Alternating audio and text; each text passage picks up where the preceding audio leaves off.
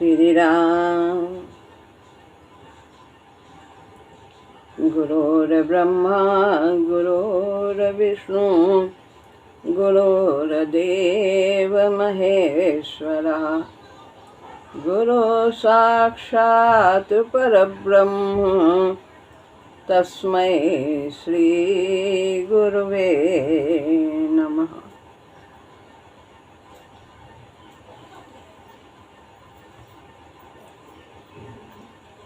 श्रीमद् भगवद गीता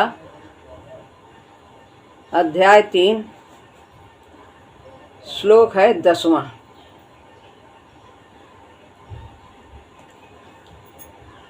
सहयज्ञः प्रजा सृष्ट्वा पुरोवाच प्रजापतिः अनेन प्रसविष्यध्वम् एष वोस्त्विष्ट कामधुक्।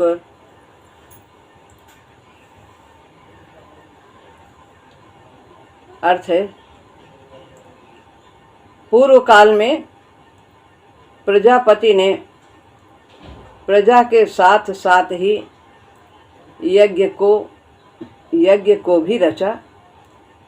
उसने प्रजा को कहा, आदेश दिया, इस यज्ञ के द्वारा तुम अपनी वृद्धि करो। यह यज्ञ तुम्हारी मनोकामना की पूर्ति करने वाला हो।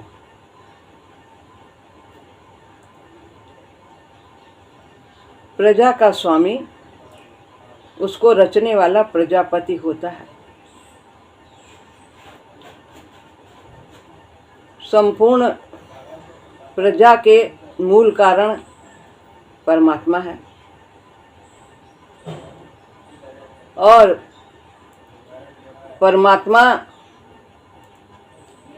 के बाद जो बुद्धि है किसकी, जिसने परमात्मा को प्राप्त कर लिया है, उसकी बुद्धि को ब्रह्मा कहते हैं। और वही बुद्धि वृद्धि करती है, व्यक्ति का उत्थान करती है। उसकी बुद्धि में यह योग्यता आ जाती है, सदैव परमात्मा से युक्त रहने के कारण वो उसमें प्रविष्ट रहता है और उसमें स्थित भी रहता है। तो उसमें यह योग्यता आ जाती है कि प्रजा को वो उत्थान की ओर ले जाए, उसके लक्ष्य तक पहुंचाए। तो जो ऐसे प्रजापति हैं, यानी जिन्होंने परमात्मा को प्राप्त कर लिया है, उनकी बुद्धि ही रचना करती है। रचना का मतलब ये नहीं कि केवल प्राणी उत्पन्न हो गए। उनको इष्ट की प्राप्ति कराना, उनकी वृद्धि कराना। वृद्धि कराने का मतलब ये नहीं है कि खूब धन दौलत हो गया, घर मकान हो गया। ये वृद्धि का मतलब नहीं है। वृद्धि का मतलब उनकी रचना भी करना और उन्हें काम दुख, यानी जो इष्ट है, इष्ट की कामना के लिए उनके मन में भाव पैदा करना, परमात्मा की ओर लगाना। तो यह ब्रह्मा यानी ऐसी बुद्धि जो इस प्रकार का शरीरों का संचालन करती है, तो वही बुद्धि वास्तव में प्रजापति कही जाती है। वो स्वयं भी परमात्मा में प्रविष्ट रहता है, स्थित रहता है और दूसरों को भी उस मार्ग पर लगाता है। इष्ट काम दुख, इष्ट का मतलब नहीं कि हम कुछ भी चाहें तो हम इष्ट, हमारा तो बस इष्ट एक परमात्मा ही है और उसी की कामना की पूर्ति के लिए मनोभाव को जागृत करना ये बुद्धि का कार्य होता है। ऐसी बुद्धि ही जो परमात्मा से जुड़े हैं, उन्हीं की बुद्धि इस प्रकार का कार्य करती है और वे ही प्रजापति कहलाते हैं। परमात्मा के बाद ब्रह्मा जी ही रचना करते हैं, तो ब्रह्मा है कौन? ब्रह्मा ऐसे परमात्मा से युक्त महापुरुषों की बुद्धि को ब्रह्मा कहा गया है। वही सबकी वृद्धि करते हैं और सबका विकास करते हैं और सबको सतमार्ग पर लगाते हैं। भजन की वास्तविक क्रिया जब प्रारंभ हो जाती है, वास्तविक क्रिया क्या है? निष्काम भाव से भजन करना। तो इस प्रकार जो भजन करता है और ब्रह्म विद्या से संयुक्त रहता है, यानी अध्यात्म विद्या से युक्त रहता है, उसका पठन पाठन समझना ये सब करता है, तो फिर वह उसे ब्रह्मविद कहते हैं। और फिर इस प्रकार पठन पाठन आदि से भगवान से जुड़े रहने से उसके विकार शांत होते हैं, वो उसका विकारों का शमन होता है और वो श्रेष्ठ होता चला जाता है। श्रेष्ठ क्या है?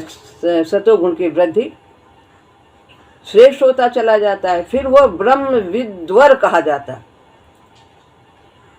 और जब इस प्रकार विकार भी शांत हो जाते हैं, उसमें श्रेष्ठ गुण आ जाते हैं, तो फिर वो उसका उत्थान होता है और वो सूक्ष्मता की ओर बढ़ता है, वो सूक्ष्म तत्वों की ओर बढ़ता। फिर उसकी जो बुद्धि है वो इसमें अन्न में कोष में नहीं रहती, स्थूल में नहीं रहती, सूक्ष्म में निवास करती, परमात्मा में निवास करने लगती। फिर वो ब्रह्मवेत्ता बन जाता है और ऐसा ब्रह्म में स्थित और प्रविष्ट जो महापुरुष है वो इस योग्य हो जाता है कि वो संपूर्ण प्रजा को परमात्मा की ओर लगाने में समर्थ हो जाता है। सतमार्ग पर अन्य व्यक्ति चल सके, ऐसी उनके अंदर प्रभु प्राप्ति की कामना जागृत कर देता है। तो यहाँ पर बताया है कि ऐसी बुद्धि, ऐसे महापुरुष ने कहा कि तुम अपनी भी वृद्धि करो और समाज का भी कल्याण करो। यही यज्ञ है। प्रजा का स्वामी, उसको रचने वाला प्रजापति होता है। ये एक सूक्ष्म तत्व है। वैसे तो कहा गया है कहीं कोई देवता नहीं है, भगवान का यही कहना है, सब जगह परमात्मा ही परमात्मा, परमात्मा के अलावा कुछ है ही नहीं।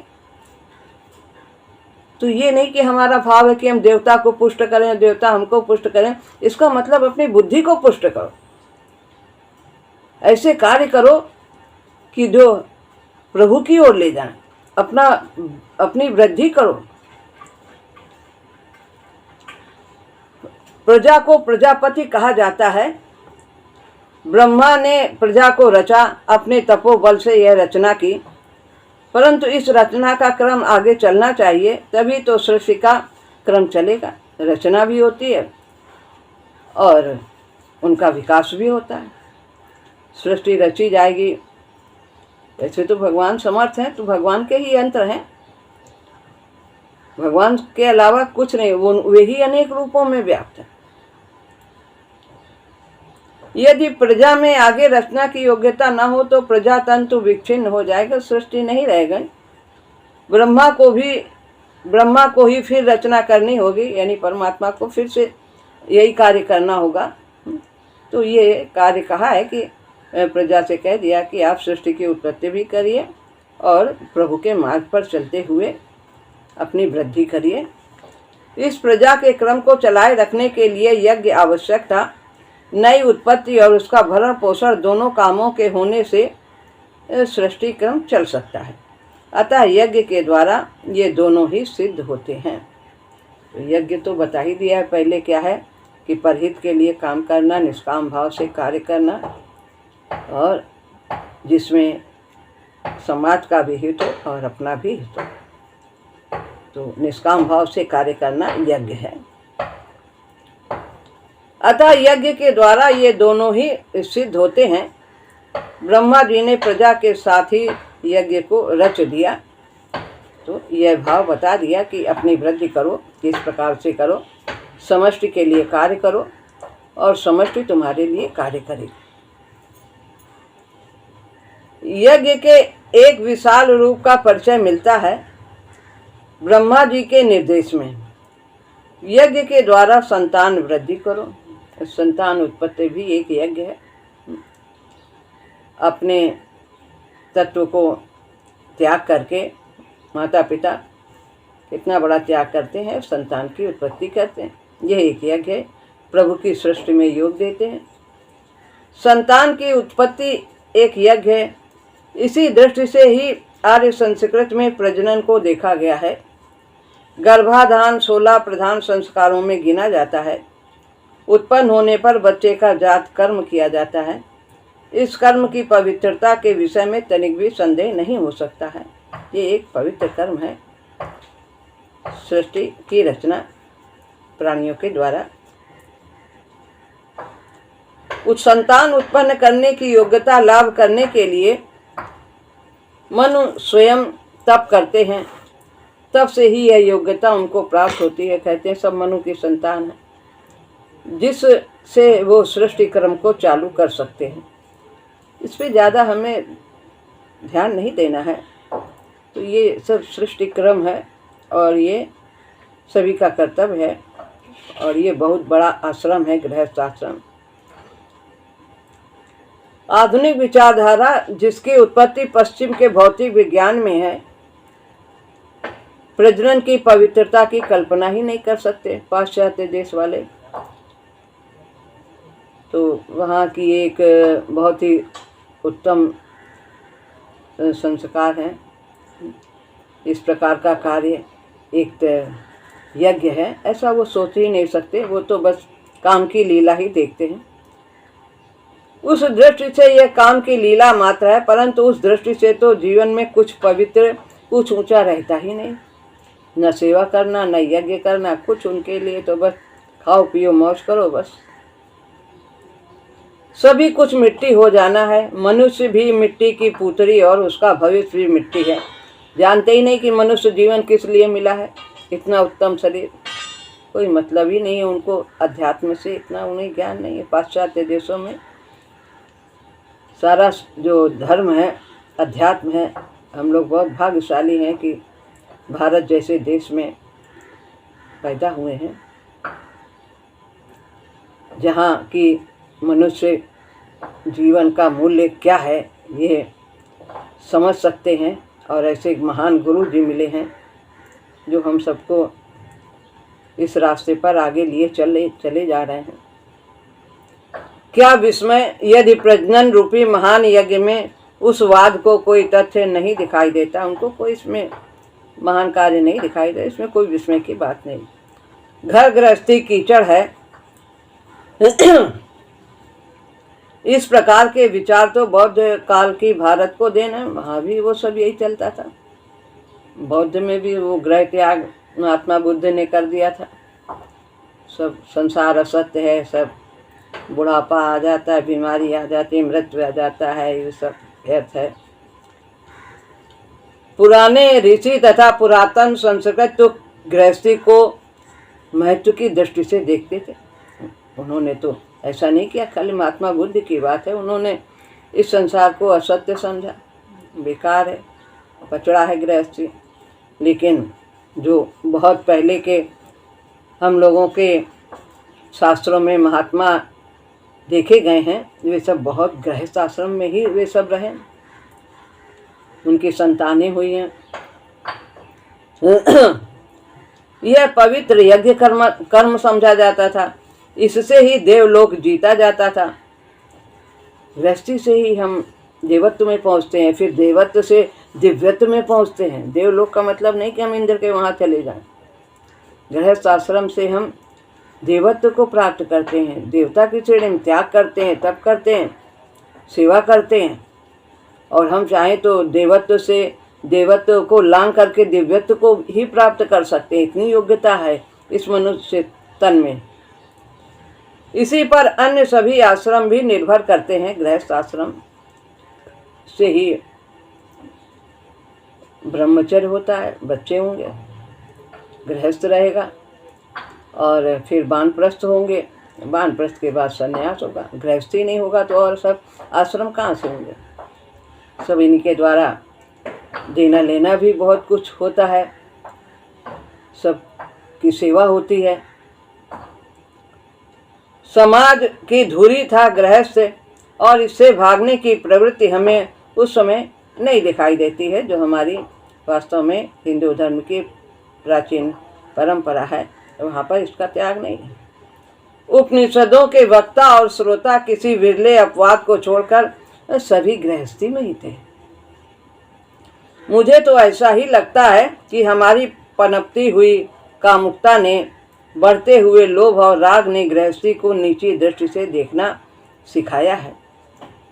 भीतर के विकार से बाहर हमें सड़ांध आने लगी है। अंदर के मनोवृत्तियां खराब हो गई हैं, लोभ से, प्रलोभन से सब लोग स्वार्थ बुद्धि के हो गए हैं।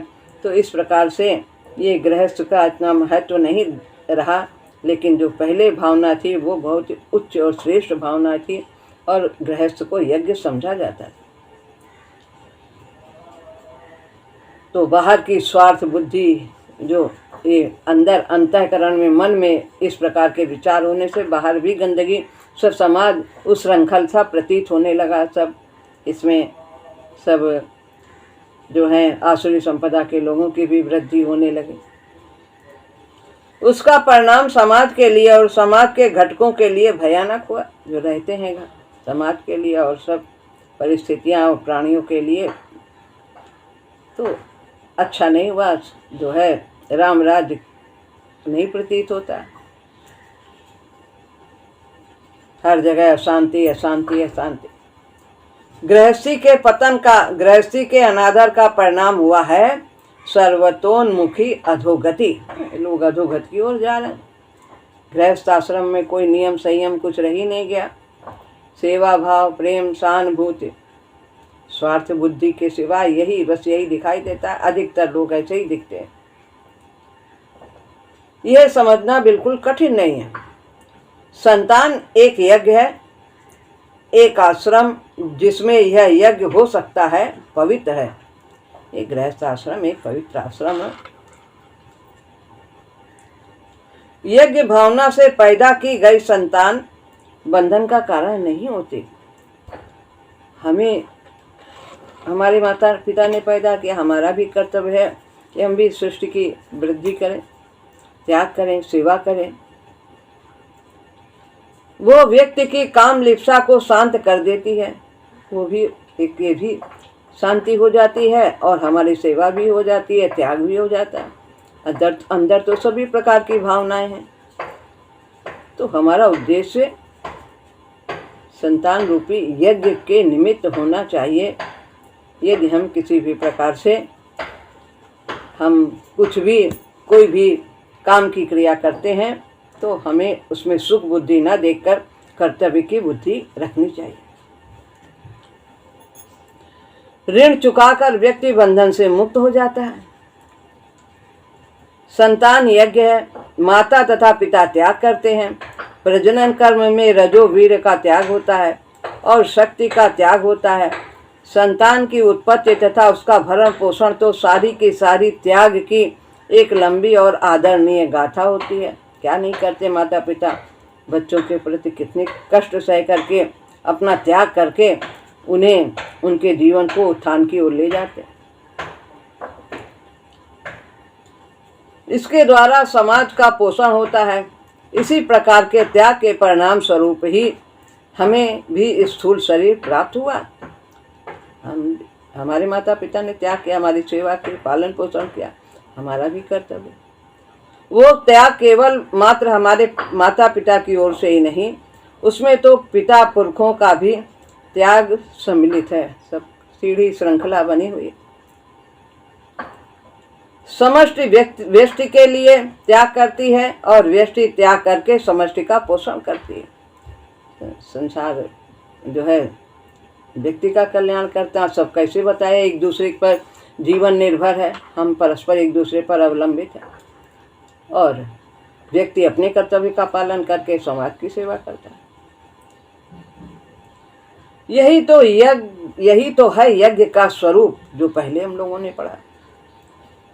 संतान यज्ञ है और पवित्र है। इस यज्ञ के बिना वो सृष्टि का खेल ही समाप्त हो जाता है। सृष्टि आगे कैसे बढ़ेगी? ब्रह्मा जी ने पहले पुत्र उत्पन्न किए, सनक सनंदन, ये चारों, सनत कुमार, सनकादि, ये सब पैदा किए। फिर नारद ने को भी, लेकिन उन्होंने कहा हम तो ये सब कार्य नहीं करेंगे, नई सृष्टि गृहस्थी में नहीं रहेंगे। फिर उन्होंने प्रजापति, उन्होंने मनु को उत्पन्न किया। मनु की हम सब संतान, सप्त ऋषियों के संतान, सप्त ऋषि हुए। तो उन लोगों ने गृहस्थ आश्रम में पदार्पण किया। तो इस तरह सृष्टि आगे बढ़ी। इस यज्ञ के बिना वो सृष्टि का खेल ही समाप्त हो जाता है। यह आदेश वनस्पति जगत से लेकर मनुष्य जगत तक तो लागू होता ही है। सभी बढ़ते हैं। वनस्पति से कैसे पेड़ बढ़ते चले जाते हैं, एक पौधा दूसरे, एक बीज कितने को उत्पन्न कर देता है।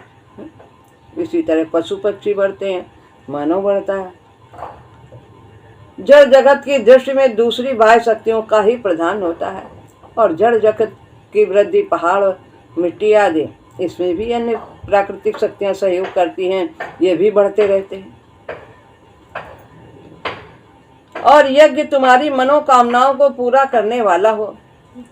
मनोकामनाओं को इष्ट काम दुख, तो यही कामना, इष्ट की कामना को पूर्ति करने वाला हो। ऐसी तुम्हारी मनोकामनाओं की पूर्ति का आगे इष्ट काम दुख लिखा हुआ।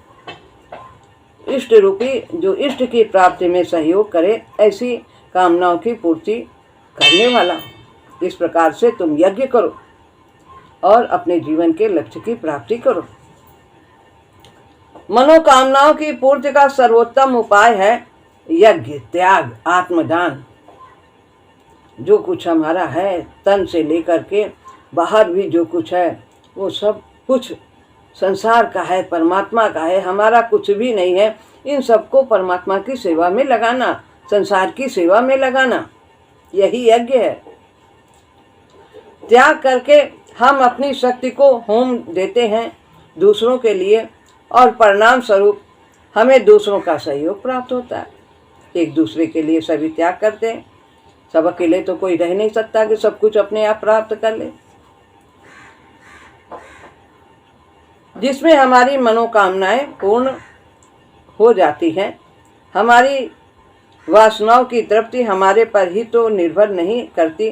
जो हम चाहते हैं सब हम अपने आप पूरा कर लें, ऐसा तो नहीं कि हमारी, पहले तो सभी को कुछ न कुछ सांसारिक कामनाएं होती। धीरे धीरे भोग भोगते जब तक यारा त्राय त्राय मन उठी पुकार, तो वो भी यही शांत होती हैं। वो तो अनेकों के समुचित सहयोग पर आश्रित होती हैं।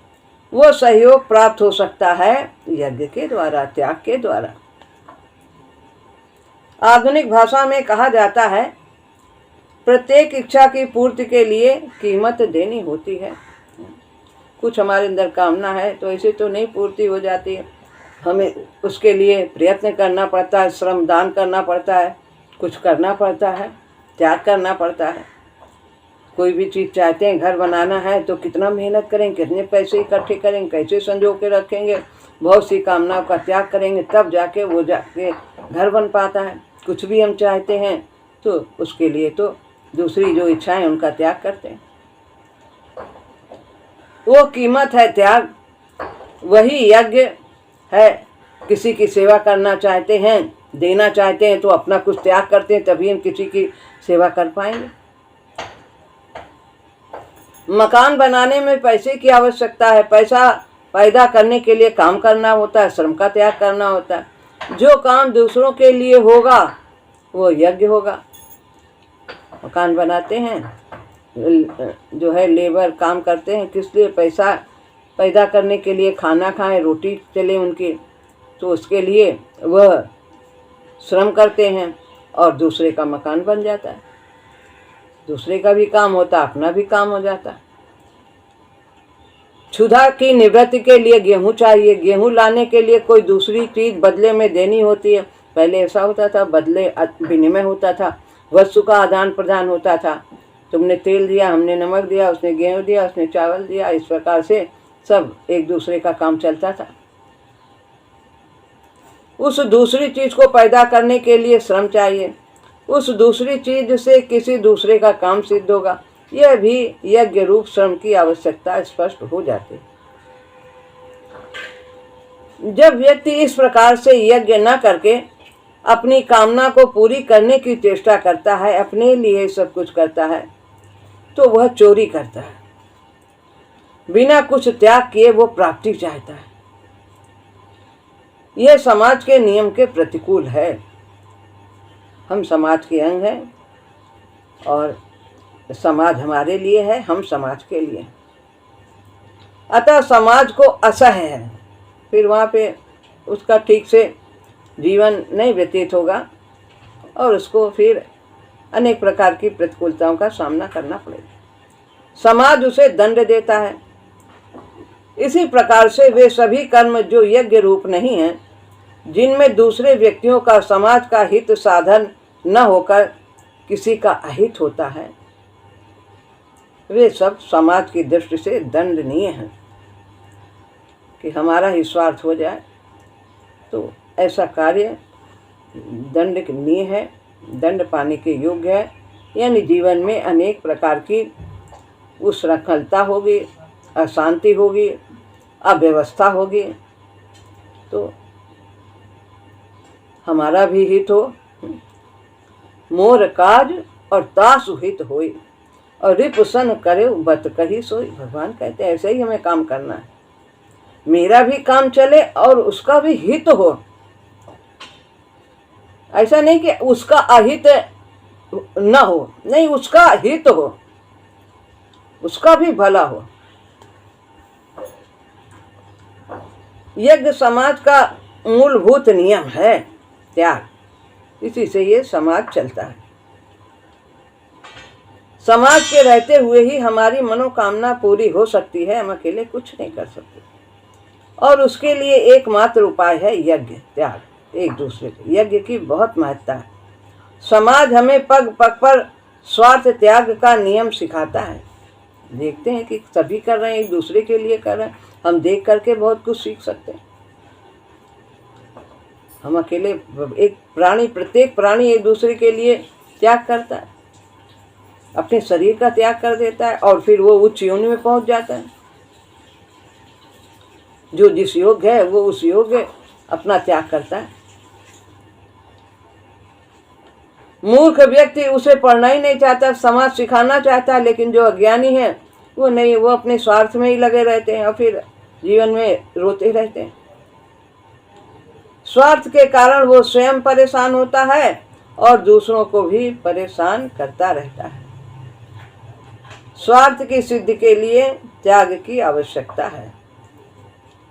तो स्वार्थ की सिद्धि के लिए त्याग की आवश्यकता है। हमारी मनोकामना की सिद्धि यज्ञ रूपी श्रम की मांग करती है। तो स्वार्थ की सिद्धि, ये कैसी बात है कि स्वार्थ की सिद्धि के लिए त्याग की आवश्यकता है। यदि हमें अपना काम पूरा करना है, हम सुखी रहना चाहते हैं, हमें अपनी कामनाओं की पूर्ति करनी है, इच्छाओं की, तो उसके लिए हमें त्याग करना ही होगा। कुछ तो त्याग करना ही पड़ेगा, तभी हम सुखी रह सकते हैं, हमारा कार्य हो सकता है। तो यही यहाँ पर मतलब है। हमारी मनोकामनाओं की सिद्धि यज्ञ रूपी श्रम की मांग करती है।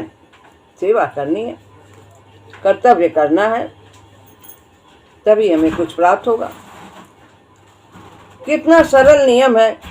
इसके समझ जाने से व्यक्ति तथा समाज सुखी हो जाता है। इसके अवलंबन का परिणाम भयंकर होता है सभी के लिए। स्वार्थ का यदि हमने सहारा लिया, हम स्वार्थी बन गए, हमने श्रम का दान नहीं किया, केवल अपने लिए किया, तब फिर हमारा जीवन दुखमय होगा। लेकिन यदि हम अपनी कामनाओं की पूर्ति चाहते हैं और हम सुखी रहना चाहते हैं, तो हमें त्याग करना ही होगा। यह नियम वनस्पति और पशु जगत में कुछ अर्थ नहीं रखता। क्योंकि वहाँ मनोकामना नहीं होती है। तो वो तो भगवान की ओर से सब नियम बना है, उनके विकास की गति उसी के अनुसार चलती है, वो स्वतः ही त्याग उनका होता रहता है। लेकिन मनुष्य जो है वो समझ बूझ करके, जान करके, वो त्याग करके अपना विकास शीघ्रता से कर सकता है और उसका कार्य जो किया हुआ है वो यज्ञ हो जाएगा और यज्ञ होने से उसे यज्ञेश्वर की प्राप्ति होगी। तो यहाँ पर ये श्लोक पूरा होता है। हमें अपने सभी कार्य निष्काम भाव से परमात्मा के लिए ही करनी चाहिए, भगवान की सेवा समझ करके करनी चाहिए और परहित के निमित्त ही करने चाहिए कि मेरा भी भला हो और दूसरे का भी भला हो। श्री राम।